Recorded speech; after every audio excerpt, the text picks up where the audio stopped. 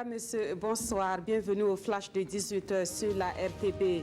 Le président du Faso a lancé ce matin à Sapolé la campagne de promotion de la vaccination au cours de la deuxième année de vie. C'est à l'occasion de la 9e édition de la Semaine africaine de la vaccination, célébrée en différé ce 29 avril. Chaque année, environ 700 000 personnes ne sont pas vaccinées au Burkina Faso. Les principaux facteurs expliquant cette situation sont le peu d'intérêt accordé par les populations à cette étape de la vie, l'insuffisance dans la mise en œuvre de la vaccination au cours de la deuxième année de vie et l'absence d'une véritable promotion à la matière. Le lancement de cette campagne a pour objectif donc de mobiliser tous les acteurs, de contribuer au renforcement de leur engagement et de susciter la demande et de donner de la visibilité à l'engagement du chef de l'État en tant que champion mondial de la vaccination.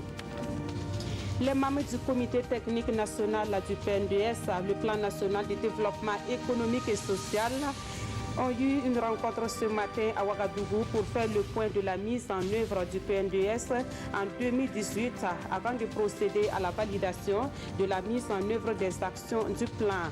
Le comité établit à 6,6% le taux de croissance réalisé en 2018, un taux en nette amélioration par rapport à l'année 2017. La réalisation des infrastructures et des réformes dans plusieurs domaines sont autant d'acquis engrangés dans un contexte sécuritaire difficile, selon le comité technique du PNDS. L'Alliance des partis de la majorité présidentielle a animé ce matin une conférence de presse au cours de laquelle elle s'est exprimée sur la situation nationale, le dialogue politique annoncé par le président du Faso, les récentes mesures gouvernementales visant à mettre fin au mouvement des agents des finances, des rumeurs faisant état de négociations au sommet de l'État avec des djihadistes et autres sujets relatifs à l'actualité étaient au menu des échanges avec la presse. Et pour les partis de la majorité, le Burkina Faso a aujourd'hui besoin de toutes ses composantes pour relever les défis de la sécurité et du développement. Du 13 au 20 mai prochain se tiendra à Ouagadougou la 3e assemblée plénière de la conférence épiscopale régionale de l'Afrique de l'Ouest. En prélude à cette grande rencontre du monde catholique, les organisateurs ont rencontré la presse ce lundi pour faire le point.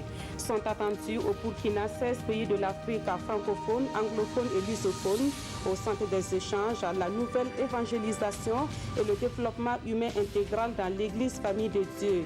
Une occasion pour réfléchir également et recommander les moyens par lesquels la nouvelle évangélisation peut renforcer la cohésion sociale. Plus de 50 millions de francs CFA seront distribués aux heureux lauréats des prix Galien édition 2019. Le département de la communication a animé ce matin une conférence de presse sur la tenue de la 22e édition des prix Galien. Chaque année, plus de 300 œuvres ont été reçues par la Direction générale des médias dans le cadre de ce concours. La conférence de presse marque également l'installation officielle du comité d'organisation qui doit mettre les petits plats dans les grands pour la réussite des Galiens, prévu exactement dans 12 jours. Et puis cette brève pour terminer, hier dans la matinée, des hommes armés ont tué un pasteur, son fils et 4 fidèles de son église à Silgadji dans la commune de Tongomayel, province du Souma. En ce qui concerne la rumeur sur la mort du curé de Djibo rapportée par plusieurs médias de la place, l'information est démentie par l'évêque de Dori. Monseigneur Laurent Dabiré précise que malgré les recherches, aucun corps n'a été retrouvé. Un démenti apporté également par les autorités locales qui disent ignorer l'origine de cette fausse information. En rappel, l'abbé Joël Yougubari a été enlevé le 17 mars 2019 par des individus non identifiés. Merci d'avoir suivi ce flash d'information. On se donne rendez-vous à 20h.